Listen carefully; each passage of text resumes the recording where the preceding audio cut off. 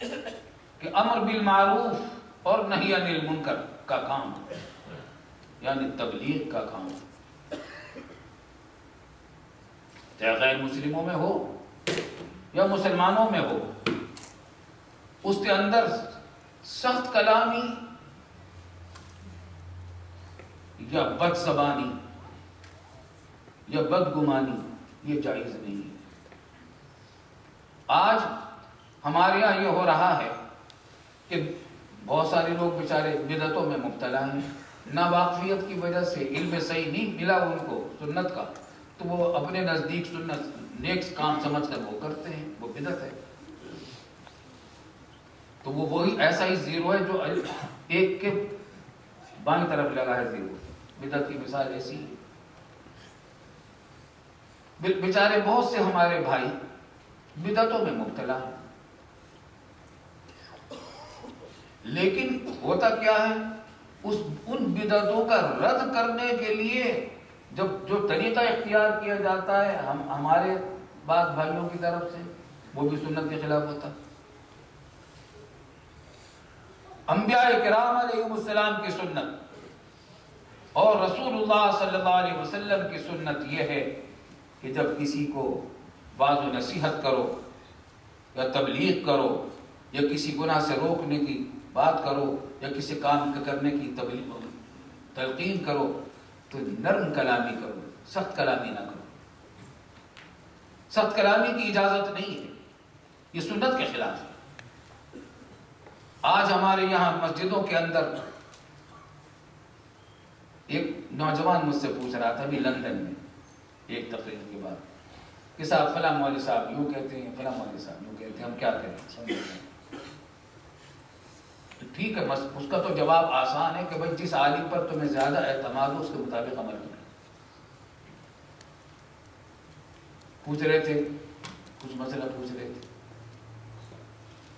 لیکن ہوتا کیا ہے، جگہ جگہ ایک مسجد میں جاتے ہیں تو وہ سننے میں آتا ہے کہ فلاں مسجد والے جو ہے وہ کافر ہے، مشرک۔ دوسری مسجد میں جاتے ہیں تو وہاں پتہ چلتا ہے کہ پہلی مسجد والے کافر تھے، مشرک ہے۔ نوجوان سمجھتا ہے کہ دونوں ہی کافر ہیں۔ یہ واقعہ میں دیکھ رہا ہوں لوگوں میں کنفیوژن ہے، اسلام کی وجہ سے بے چینی ہے، بہت سارے نوجوان بے چینی کا اظہار کر کے ہم سے ملتے ہیں، ہمیں خطوط بھی لکھتے ہیں، فون بھی کرتے ہیں، وہاں بھی ملتے ہیں، یہاں کرتے ہیں، پریشان ہیں اس صورتحال سے۔ بدعتیں بلا شبہ بہت ہی مذموم چیز ہے۔ رسول اللہ صلی اللہ علیہ وسلم کا ارشاد ہے کہ کل بدعت ضلالہ وکل ضلالۃ فی النار، ہر بدعت گمراہی ہے اور ہر گمراہی جہنم میں جائے گی۔ لیکن ہمارے بھائی جو اس بدعتوں میں مبتلا ہیں، اس کا علاج لڑائی جھگڑا نہیں ہے، یاد رکھیے، ان کو برا بھلا کہنا نہیں ہے، اس کا علاج بلکہ مناظرہ بازی بھی نہیں ہے، جس طریقے کے مناظرہ بازی عام طور سے معروف ہے لوگوں میں آج کل۔ ہمارے والد ماجد مفتی اعظم پاکستان حضرت مولانا مفتی محمد شفیع صاحب رحمۃ اللہ علیہ فرمایا کرتے تھے کہ بدعت ظلمت ہے، تاریکی ہے، اندھیرا ہے، اور سنت نور ہے، اجالا ہے، روشنی ہے۔ اگر کسی تاریکی کو، اندھیرے کو آپ ہٹانا چاہیں لاٹھیاں مار مار کر، لاٹھی ٹوٹ جائے گی، اندھیرا نہیں جائے گا۔ گالیاں دے کر اس کو ہٹانا چاہیں، لاکھ گالیاں دے لیں وہ ہٹے گا نہیں، لاکھ دلیلیں دیتے وہ نہیں ہٹے گا۔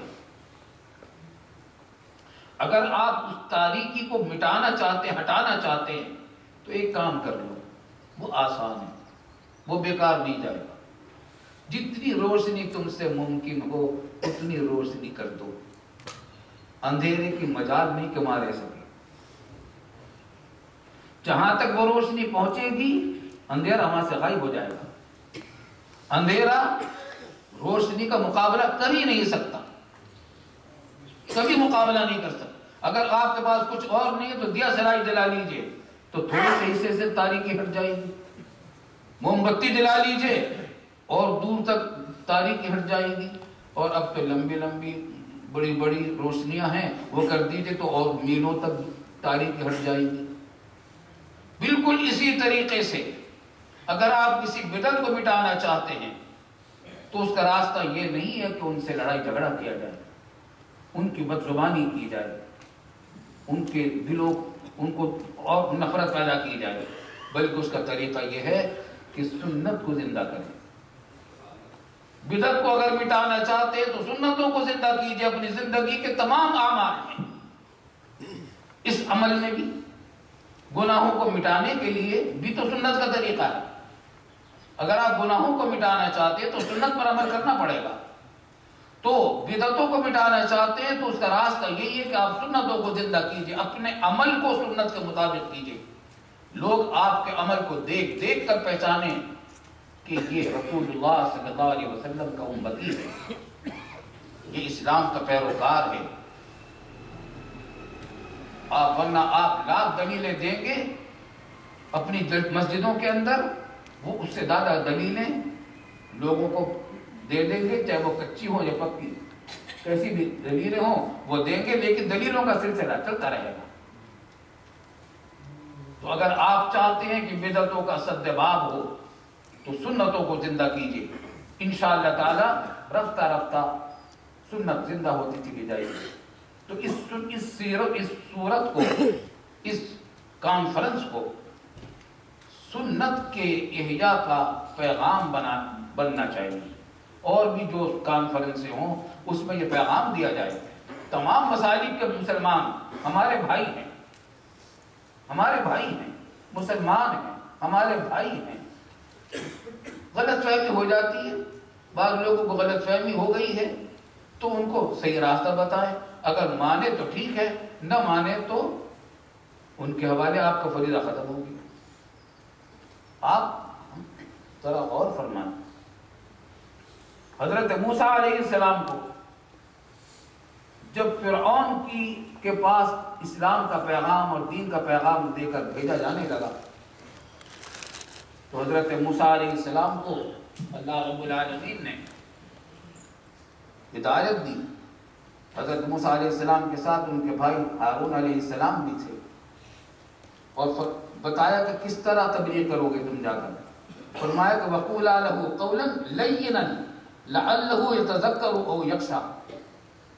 تم اس فرعون سے جب جا کر بات کرو، دین کا پیغام پہنچاؤ، تو اس سے باتیں نرم کرنا، سخت کلامی نہ کرنا، سخت بات نہ کرنا، تاکہ وہ نصیحت حاصل کرے اور اس کے دل میں خدا کا خوف پیدا ہو.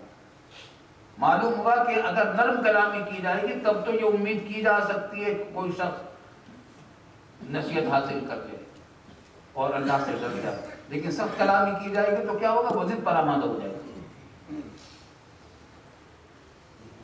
تو والد صاحب رحمۃ اللہ علیہ فرمایا کرتے تھے کہ ہم موسیٰ اور ہارون سے زیادہ بڑے مصلح نہیں ہیں، اور ہمارے مخاطب فرعون سے زیادہ گمراہ نہیں ہیں.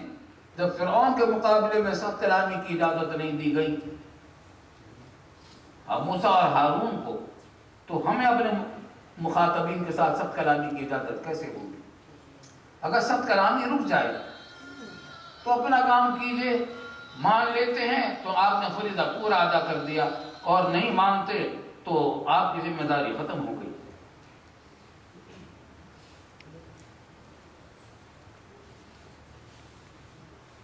خلاصہ یہ ہے کہ جہاں تک اختلاف رائے کا تعلق ہے، اختلاف رائے تو ہوا کرتا ہے. جو ایسے مسائل جہاں کوئی حتمی بات قطعی نہ ہو اور ایک سے زیادہ احتمال ہوں، تو اگر سمجھدار لوگ ہوں گے اور دیانتدار بھی ہوں گے تو اختلاف رائے تو ہوگا. لیکن دشمنی اور عداوت تک بات نہیں پہنچنی چاہیے. اس کانفرنس کو اگر اس کا پیغام بنا دیا جائے اور اپنے تمام مسلک کے بھائیوں کو اس کی طرف دعوت دی جائے اور ان کو بھی بلایا جائے، ان کی ایسی ان کے جو اگر وہ کوئی ایسے اجتماعات کریں اتحاد بین المسلمین کی بنیاد پر تو اس میں ہم لوگ بھی جائیں تو اس سے انشاءاللہ تعالی بہت کچھ خرابیاں دور ہو کر حق کا بول بالا ہوگا انشاءاللہ۔ اللہ تعالی ہمیں ان معروضات پر عمل کی توفیق عطا فرمائے۔ میری صحت پوری طرح ٹھیک نہیں ہے، پوری باتیں میں کر نہیں سکا، پھر کبھی انشاءاللہ کسی اور موقع پر کچھ اور باتیں عرض کروں گا۔ آپ سے درخواست ہے کہ میری صحت کے لیے دعا فرمائیں۔ وآخر دعوانا الحمدللہ۔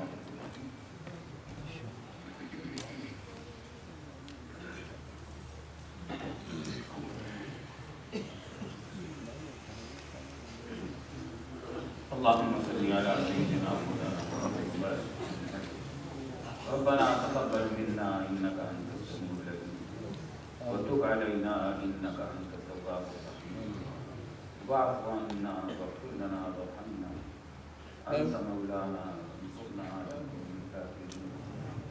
یا اللہ یا رحمان یا رحیم، ہمارے تمام گناہوں کو معاف فرما۔ یا اللہ ہمارے سب گناہوں کو معاف فرما، اگلے پچھلے سب گناہوں کو، چھوٹے بڑے سب گناہوں کو معاف فرما۔ یا اللہ یا رحمان یا رحیم، ہماری تمام بیماریاں اور پریشانیاں دور فرما۔ یا اللہ ہمارے سارے بیماروں کو شفاء کامل عاجل مستمر عطا فرما دے۔ ہمارے سارے مقبول بھائیوں اور بہنوں کو آسانی سے ادا کروا دیں۔ یا اللہ ہمارے تمام بھائیوں جو بھائی بے روزگار ہیں ان کو حلال روزگار فرصتوں والا برکتوں والا عطا فرما دیں۔ یا اللہ ہم سے جس نے دعا کے لیے کہا ہے ان کے تمام جائز مرادیں اور حاجتیں اپنے فضل و کرم سے پوری فرما۔ یا اللہ مسلمانان عالم کی حفاظت فرما۔ یا اللہ مسلمانان عالم کی دینی اداروں کی حفاظت فرما، مساجد کی حفاظت فرما۔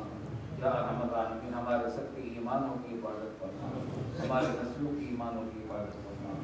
یا ارحم الراحمین جانب خدا کو دین و دنیا راستوں میں تقریب ترقی عطا فرما، ان کے کاموں میں قدم قدم پر رہنمائی فرما۔